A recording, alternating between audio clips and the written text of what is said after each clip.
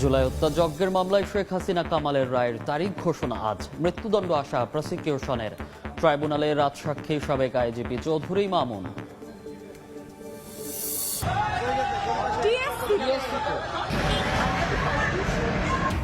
আগুন বোমাবাজিতে আতঙ্ক, আওয়ামী লীগের লকডাউন ঘিরে সর্বোচ্চ সতর্ক অবস্থানে আইন শৃঙ্খলা বাহিনী। নাশকতা ঠেকাতে রাজপথে বিভিন্ন দল ও সংগঠন। নিবন্ধিত দলগুলোর সঙ্গে ইসির সংলাপ শুরু, সহযোগিতা ছাড়া প্রশ্নবিদ্ধ হবে ভোট। নির্বাচনে রেফারি হওয়ার ঘোষণা সিইসির, আচরণবিধি না মানলে তফসিলের পর ব্যবস্থা। জুলাই সনদ ও গণভোট নিয়ে সিদ্ধান্ত আসতে পারে আজ। দলগুলোকে আস্থায় নিয়েই চূড়ান্ত পরিণতি চায় সরকার। দুপুরে জাতির উদ্দেশ্যে প্রধান উপদেষ্টার ভাষণ।